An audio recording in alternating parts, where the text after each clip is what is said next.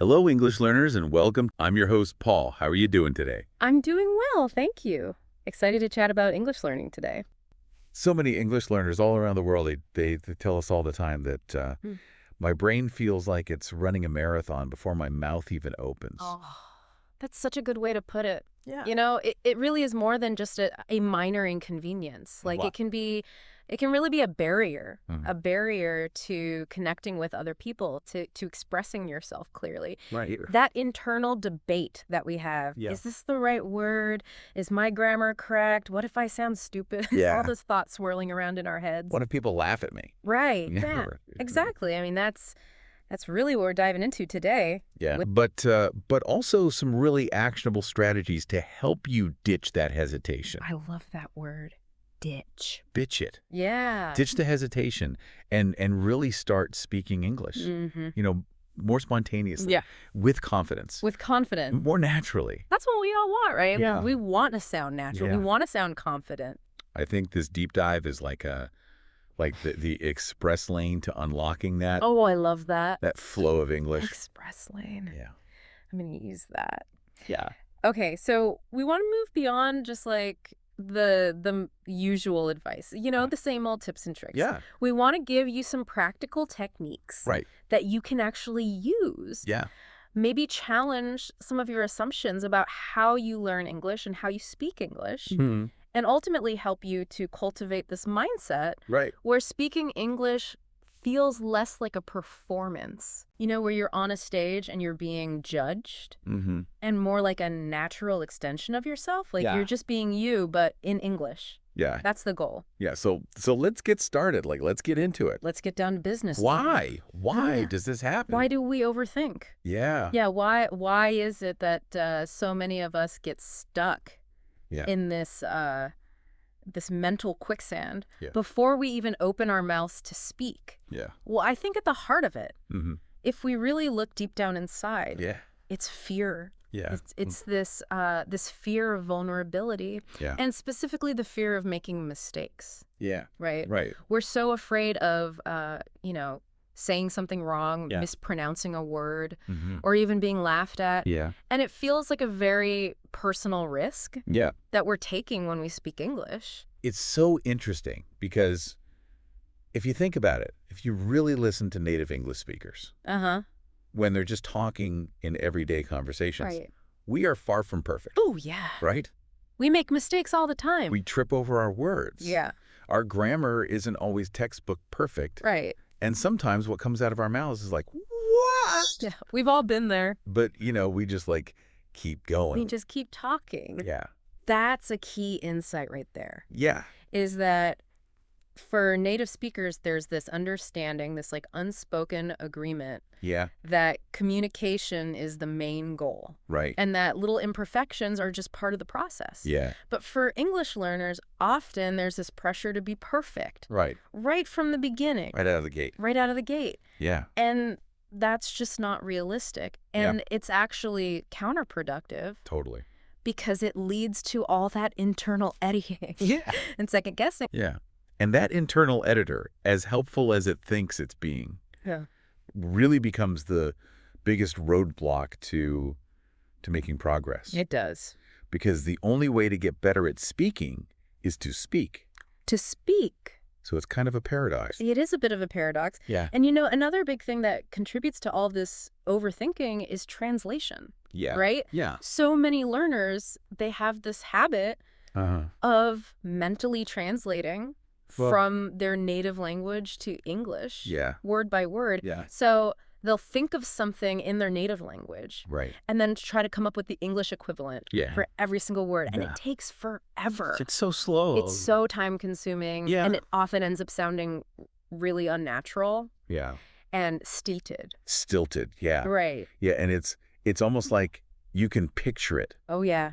This mental juggling act. Right. Yeah. Trying to find the perfect equivalent Yeah. for each word. Mhm. And then oh, but wait, the grammar's different in my language. The grammar is different. So then you've got to change the word order. And then by the time you've constructed this perfect translated sentence in your head, Yeah.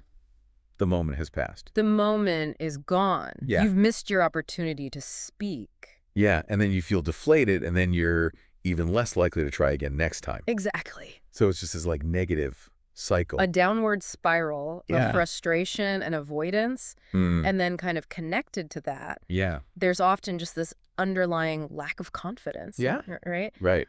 So many learners feel like, oh, my accent isn't good enough. Right. My vocabulary's too limited. Yeah. I just can't express myself very well. Right. And so what happens? They Yeah. just stay silent. They Right. don't speak. And that Yeah. just makes the problem worse. It's like a self-fulfilling prophecy. It is.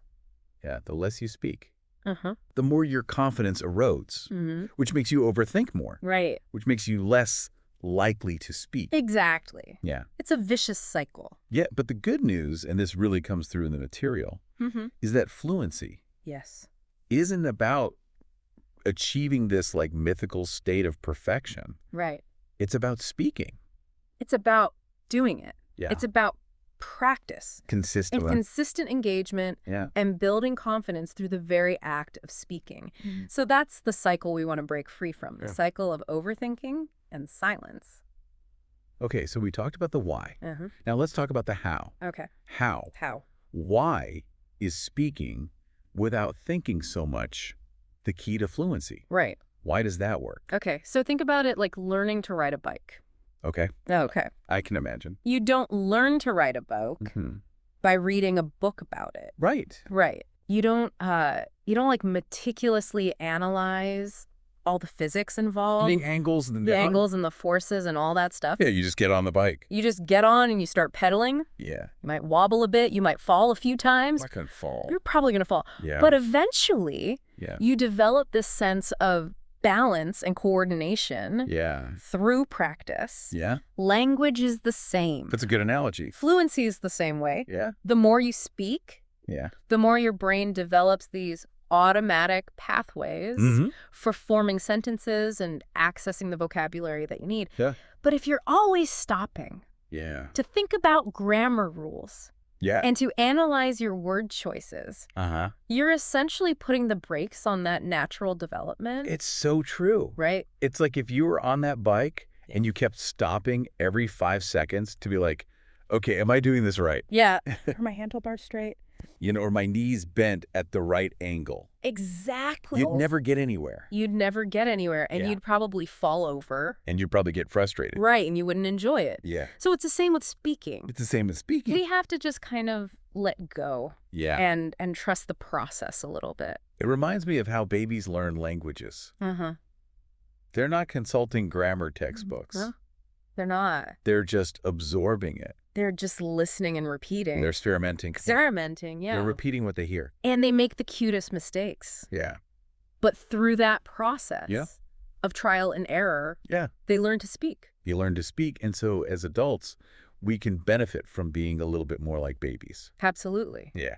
We can be more playful. We can be more experimental. Yeah. We can be less inhibited. Less afraid to make those cute mistakes. Right. Yeah. We don't have to wait. Right. Until our English is perfect. For that mythical day when our English is perfect, Right. which will never come. Which will never come. Yeah. We can start speaking now, today, Right. and embrace the imperfections along the way. That's where the real fluency comes from. That's where the magic happens. Yeah. When we let go of that need to be perfect. That's so good. And we just start speaking. So speak first, refine later. Yes. That's the concept. I love that. Yeah. Speak first, refine later. You take the pressure off Takes the pressure off. of those first interactions. Right. You don't have to be perfect. You don't have to get every single grammar rule right. Every word choice perfect. Every word choice perfect. Yeah, just communicate. Just get your message across. Yeah. And if you do make a little mistake here or there, most of the time people understand you anyway. Right. Most of the time, it doesn't really matter. Right. If you make a small grammar mistake. Yeah. Or if you mispronounce a word slightly, Yeah. people still get what you're trying to say. Right. Your listeners just trying to understand what you mean. They're focused on the meaning, Yeah. not on your perfect grammar. And it's interesting. I think if you can relax Uh-huh. and not focus so much on being perfect, Right. you'll actually be a better communicator Absolutely. because people will feel that confidence. Confidence is contagious. Yeah. When you feel confident, Mm-hmm. other people feel confident in you. Yeah. They trust you more. And even if you make a mistake, Right. they don't care. They don't really care. Yeah. They're more focused on what you're saying Yeah. than on your little mistakes. Yeah. And let's face it, Mm-hmm. all of us, even native speakers, make mistakes all the time. All the time. Yeah. Every single day. Yeah. We just don't let it derail us. We don't dwell on it. We just keep talking. We just keep talking. And that's the key. Yeah. And the more you practice Uh-huh. without overthinking. Without hitting the pause button. Yeah. The faster those natural corrections will Yeah. come. Your brain will start to figure it out. Yeah. Your brain will do the work for you. Automatically. Yeah. So let's move into some tips. Okay. I like this. Actionable Actionable tips. advice that you, the listener, Yes. can start using today. To stop. Break free from the overthinking. Break free. And speak more naturally, More fluently. more confidently. More easily. Yeah, so let's get down to the nitty-gritty. Let's do it. What can our listener do? What can they do? Like starting today to quiet that mental chatter Yeah. All that noise. and just let the English flow. Let it flow. Okay, so tip number 1, Tip number 1. train your brain. Train your brain. Train your brain To think in English. to think directly in English. Directly in English. Yeah, Don't translate. skip the translation step. Yeah, because that translation step, Yeah. it adds a lot of cognitive load. It's like extra work Yeah, for your brain. and it slows you down. It really slows you down because Yeah. you're having to do this extra step Yeah. of going from your native language to English. So how can someone cultivate this habit of thinking in English? Right. Like it sounds easier said than done, It does. but is there something practical? There is. Okay. So try this. Okay. Narrate your daily activities, Okay. but do it in English, Okay. in your head, In your head. silently, Yeah. to yourself. Okay. So for example, Okay. let's say you're making coffee in the morning. Okay. Describe each step in English. Okay. So you might say to yourself, Mm-hmm. I am grinding the beans. Yeah. The water is boiling. Uh-huh. I am pouring the hot water over the coffee grounds. Yeah. Like, just describe what you're doing Okay. in simple English. Yeah. And it might feel weird at first. Yeah. It might feel silly, I can imagine. but it's a really powerful way Yeah. to integrate English into your everyday thought patterns. Like to just make English a more natural part of your brain. Exactly. Yeah. To build those direct connections in your brain Okay. between thought and English. That makes a lot of sense. Right. It's like you're just making English a more present part of your daily life. Yes. Okay. So that's tip number 1. Tip number 1. What's tip number 2? Okay, tip number 2 is don't worry too much about grammar, Okay. especially when you're speaking. Right. Now, this might sound a little controversial Yeah. because we all know grammar's important, Right. but What? in the moment, Yeah. when you're having a conversation, Yeah. the most important thing is to communicate, Right. is to get your message across. Yeah. And if you make a few grammar mistakes along the way, Yeah. it's not the end of the world. It's not a huge deal. Most people will still understand you. Right. Right. Right. So don't let grammar to be this huge obstacle Right. that prevents you from speaking. So it's like prioritizing Yes. the message over the mechanics. Exactly. Yeah. Focus on the meaning. Yeah. What are you trying to say? Yeah. And don't get too bogged down in the rules, Right. at least not in the moment. Yeah. Later on, you can always go back. Yeah. And you can study your grammar. Right. You can review your mistakes. Yeah. But when you're speaking, Yeah. just let it flow. Yeah. Don't overthink it. Okay. So tip number 2, Yeah. don't worry too much about grammar. Don't let it stop you from speaking. Okay. Okay. Now, what if you don't have anyone to practice with? Yeah. What if you're like, okay, I want to speak, but I don't have anyone to talk to? Right. Right. A lot of people feel that way. They're Right. like, I want to practice, but I don't have a speaking partner. Right. Well, guess what? Yeah. You can still practice Okay. by talking to yourself. Okay. Yes. Really. I know it sounds crazy, Yeah. but it works. Okay. Stand in front of the mirror Okay. and just start talking. Okay. Describe what you see. Okay. Talk about your plans for the day. Mm-hmm. Read a book out loud. Okay. Just get those words coming out of your mouth. Okay. It's a great way to become more comfortable with the physical act of speaking. Yeah. Because speaking is a physical act. Right. Right? It involves your mouth, your tongue, your breath, Yeah. all these muscles working together. Yeah. And the more you practice, Yeah. the easier it becomes. Yeah. And if you're talking to yourself, there's no pressure. No pressure. Yeah. No judgment. Yeah. Just you in the mirror. Okay. So that's a good one. It's a good one. Yeah. Talking to yourself. Okay. Are you ready for another tip? Yeah. I'm ready. Hit me. All right. This one is called shadowing. Shadowing. Okay. Have you ever heard of this? I have. Yeah. So basically what you do is you listen to a native English speaker Okay. and you repeat what they say Okay. and immediately after they say it. Okay. Try to copy their pronunciation, their intonation, their rhythm, their speed. Okay. So it's like you're trying to become their echo. Well, echo. Yeah. Exactly. Okay. You're shadowing them.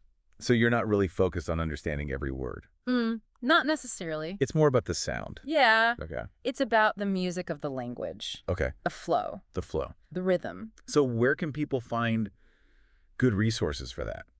Oh, there are tons of resources. Yeah. YouTube is a gold mine. Okay. You can find tons of videos Yeah. specifically designed for shadowing practice and a Yeah. lot of podcasts. Mhm. They provide transcripts. Right. So you can read along Oh. as you listen. Yeah. You could even watch movies or TV shows Okay. and try to repeat the lines Right. after the actors. The key is to really focus on that imitation, Yeah. on copying the way they speak, Yeah. without getting too caught up in the meaning Right. or the grammar, Just the sound. just the sound. Yeah. Yeah. Okay. Okay, so that's shadowing. That's shadowing. Another great technique. Another powerful tool Okay. in your fluency toolkit. Okay, what about sentences? Sentences. Yeah, should people try to use really complex sentences when they speak?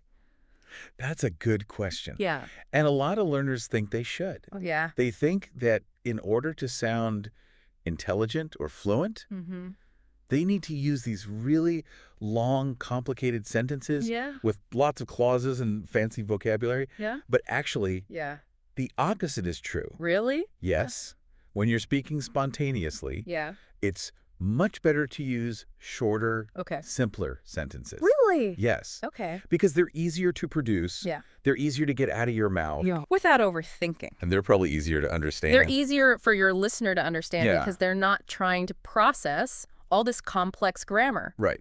Right. So, for example, Okay. instead of saying, I would like to take this opportunity to discuss a matter of great importance with you at your earliest convenience, Oh my gosh. Yeah. which is a mouthful. You Yeah. could simply say, Yeah. let's talk about something important soon. Right. Same message. Same message. Much simpler sentence. So much easier. Much easier to say Yeah. and much easier to understand. Okay, so keep it simple. I think it's simple. Short sentences. Short and sweet. Yeah. Okay. Okay, and we've talked about this a little bit already, Uh-huh. but I think it's so important we should say it again. Okay. Mistakes. Mistakes are Good. good. Yeah. They are. They're Yeah. an essential part of the learning process. Yeah. If you're not making mistakes, you're not learning.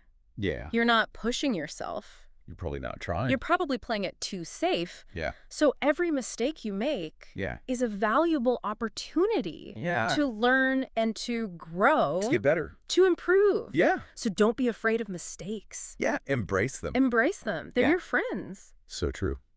Okay, now here's another really important tip. Okay. This one is all about immersion. Okay. Surround yourself Mhm. with the English language Yeah. as much as possible. Okay. How can someone do that? Oh, there are so many ways. You can listen to podcasts. Right. You can watch movies and TV shows. Yeah. You can listen to music in English. Mm-hmm. You can read books and articles. Right. You can even find online communities Right, where yeah. people are speaking English. Yeah. The point is to just get as much exposure to the language as you can. So it's not about active learning all the time. Right. It's just like